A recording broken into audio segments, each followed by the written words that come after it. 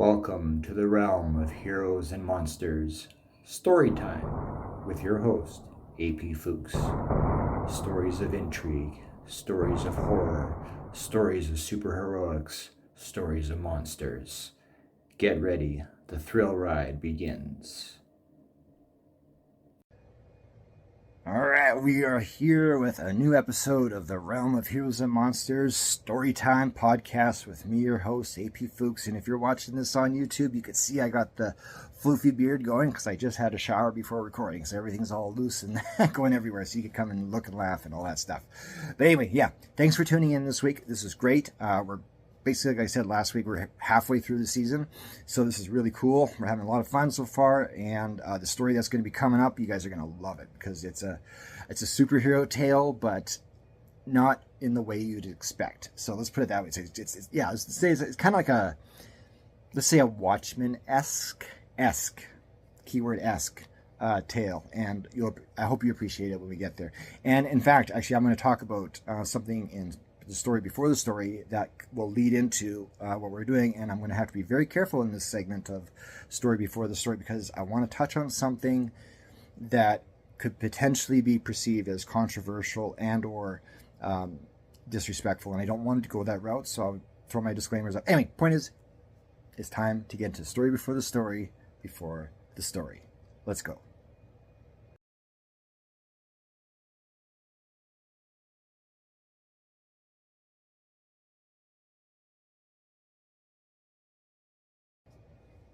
Welcome to Story Before the Story. Now, for this week's segment on stories making up our real lives, I want to touch on something because it's going to feed into the story to come. But I want to be very clear, very, very clear. Okay, I am not at all trying to be disrespectful or controversial or anything that would be perceived as negative. I want to get to the point of what I'm trying to say to demonstrate, again, stories are everything. So I want to make that point clear. This is not at all done out of disrespect. And in fact, I could potentially have permission to talk about this because my grandfather suffered from the same issue. And I'm going to talk about dementia and Alzheimer's. And I'm going to briefly touch on it. And it's very simple. Obviously, we have people in our lives who have this illness. And it's sad and it's tragic. And it's really unfortunate as we watch these folks slowly slip until eventually hopefully they manage, but usually not, and it's too bad. But so my grandfather was in that boat, and likewise my friend's grandmother. And I wanted to tell this little story. I was over at my friend's house, and this will feed into what we're going into. And I was helping out, and his grandma had dementia, and she was on the couch, kind of half asleep. Just sort of being there, and then suddenly she was striking up a full-blown conversation, eyes closed, but she was talking to somebody, and we kind of listened a little bit, but at the same time, continue with our task. But as she was going on and on and on, we kind of put together that she was talking to somebody that she knew way back in the 60s, and as far as she was concerned, the event was happening right then and there, right? And what I find amazing about that, and there's all kinds of stories, right, where people, are living out past events as they have this illness. And I feel horrible about it because, of course, your timelines are all screwed up in your head. But at the same time, and I'm not a neurologist, I'm not a brain guy in terms of the medical side of stuff, obviously, but it's amazing that, when you're in that state, when things are not working, when you're not, with the present, you're able to still tell yourself stories. You're going back in time in your life, and you're drawing on them in a way that, those of us who do not have the illness, we can't do that. We can't go back to, let's just say 1985 and relive an entire day in perfect clarity. That doesn't happen, right?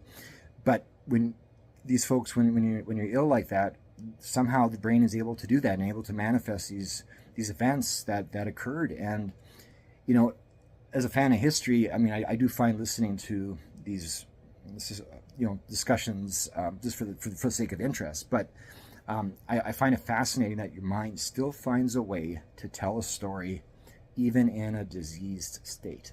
And that's the point, is the brain goes somewhere to help itself deal with the illness that it has, and it does it with a story, and it's great.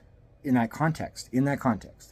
But yeah, so again, I just wanted to touch on that, just simply that, it's really sad that these events happen, but at the same time, it's very interesting that we go to stories if you had that illness, and yeah, it's amazing. It's amazing. I've heard so many stories and people talking about stuff that happened 2 years ago and they think it happened yesterday. Like, it's interesting. I feel bad and you have to correct, and there's always those sad stories that come along where, you have to retell somebody that somebody's passed on, for example, or things like that, to get them back to the present, and they forget for next time.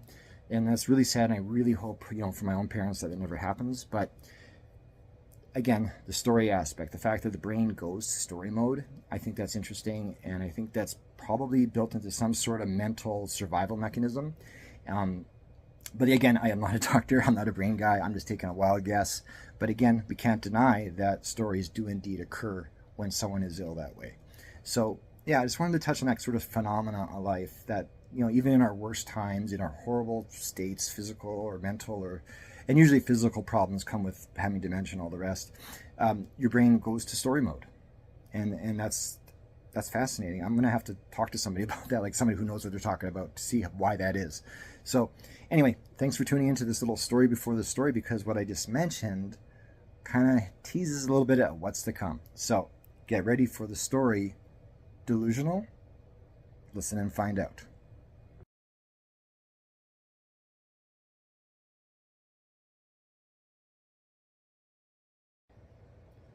Delusional?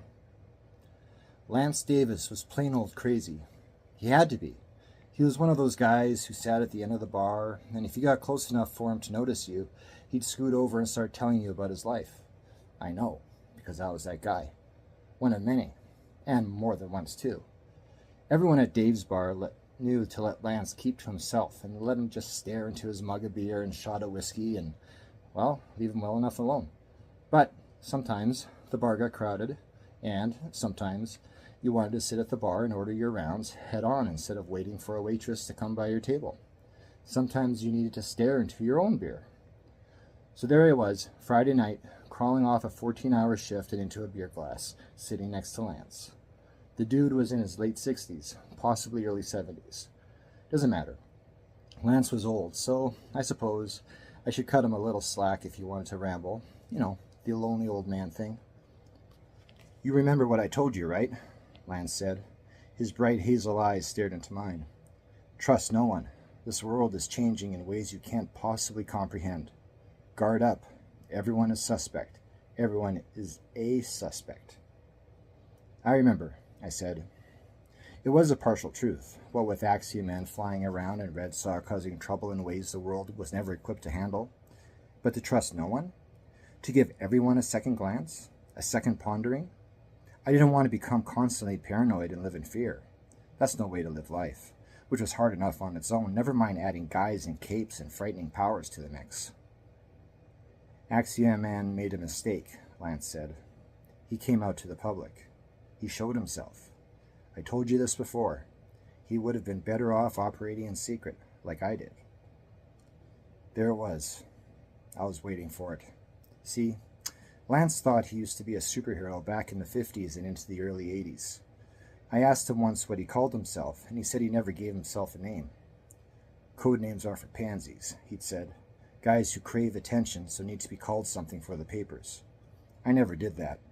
I stayed in the shadows, the dark, no name. Just a black costume, a simple one. Black suit and tie, full-face black mask, and a fedora. Black gloves, too, because fingers leave fingerprints. But no name. Names give you existence, make you a real person. I wasn't sure if I agreed with that assessment, but I understood what he was getting at. This world's going to bloody hell and nobody's noticing, he said. I took a sip of my cold beer. I disagree. I think they are noticing, but don't know what to do about it, so are looking to others like Axiom Man to handle the problem for them. Do you really think the guy's powerful enough to stop what's coming? Which is... Lance's voice went down to a whisper. War. Humans versus... what do they call them now? Metahumans? Well, there's around 7.5 billion of us with armies of various sizes, and only a few of those with special powers. Actually, so far as I was aware, It was just Axioman and Red Saw. If there were any others, I hadn't heard of them yet. I found it also strange Lance was telling everyone all this despite his previous assertion heroes operated in secret. Perhaps now, he believed, it wasn't time for secrets. Not for him, anyway. "They'll come for me, Lance said. "It's inevitable. I'll be found out." He took his whiskey back in one go, then chased it out with a gulp of beer. All I did was press my lips together and took in the bar. Every seat was taken, the waitresses scrambling about to get drink orders, the bartender barely keeping it together to handle the work they gave him. If I was younger, maybe, just maybe, I'd join the fight, Lance said. The war? Couldn't believe I was entertaining this. All war. There wasn't a bullet that couldn't stop me, no knife that could pierce this rawhide skin of mine. He showed me his wrinkled and leathery hands as if to prove the point. Poor Lance. I had gotten other snippets of his life. Divorced early, second wife died, 2 of his kids committed suicide and 1 disowned him because he kept going on and on about heroic glory days that he could never prove. I think he lived in that superhero fantasy of his to salvage what he thought was a waste of a life. I thought maybe, perhaps, I'd do the same if everything had gone wrong for me too. Lance signaled to the bartender for another shot. I copied him, raising my finger without meaning to. Wasn't in the mood for anything hard. Oh well. Just be careful, son, Lance said. I've told nearly everybody in here to be careful. Most just laughed. Everyone thinks they're invincible until they're in real trouble. Just wait. You'll see. Things will go haywire and everyone will panic. A shotgun blast made me jump in my seat, and the crowd in the room let out a collective yelp. 2 guys in ski masks stood by the door. All right, everyone stay where you are and this will be over real quick, one of the masked men said. I looked to the bartender. He already had his hands up in surrender. I looked to Lance. He had his lips around the rim of his glass, sipping back what was left of his beer. Don't move, the other guy in the mask said. He pointed his weapon this way and that. One of them came up to the bar, the other covering his partner, weapon trained on the room. I knew other guys in the bar were packing, and I hoped to God the place would light up in a gunfight. Cash, now, quick, the one gunman told the bartender. Sure, the bartender said, and immediately went for the register. I saw a couple of guys stir in their chairs, reaching into their leather jackets. Please, I thought, no guns. It'll be a bloodbath otherwise. I looked to Lance. He held his empty beer glass aloft, as if inspecting it, then slowly turned it face down on the bar. Once he set it down, he stood from his seat. Sit down, the guy controlling the room said. Lance didn't say a word. Oh no, Lance, don't, I thought. You're just a crazy old man. You're going to die real quick. I hoped Axioman would show up and put an end to this. The doors remained closed. No hero in a blue cape. Not kidding, old man. One more step and you're done, the gunman said. Hurry up, his partner shouted at the bartender. The bartender scrambled to get all the cash from the register, dropping bills to the floor in his panic. Lance took that extra step. The shotgun went off. Lance's shirt blew apart, and he kept walking. The gunman stood stunned. I think my heart stopped. Lance calmly walked up to him and ripped the shotgun from the guy's grasp. He swung it like a baseball bat to the guy's head, and the man dropped. His partner turned and fired at Lance point blank, and Lance kept walking. He stepped up to the gunman at the bar and punched him in the nose and kicked him in the shin. He grabbed the man's gun and brought it down like a battle axe to the top of the guy's head. My heart might not have started beating again. I wasn't sure. Lance looked back at me. His shirt was blown open, revealing old, leathery skin that was completely undamaged except for some scorch marks from the blasts. He mouthed me the word, war. Then, without looking at anyone else, headed for the door, leaving the rest of us catching our breath. I was sure my heart started beating again because this time I felt its pulse all the way into my fingertips. Lance opened the door and stepped into the night and into the shadows.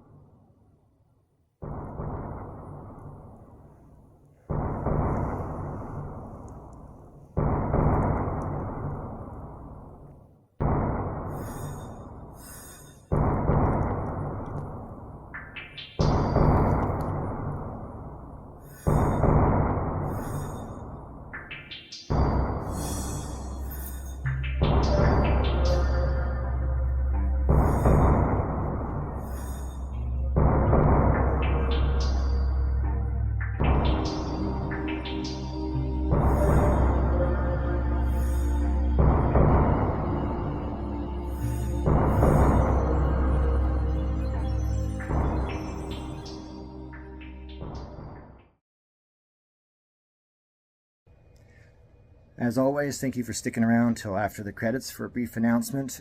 Today, during Story Before the Story, we talked about, Alzheimer's, dementia, mental illnesses like that.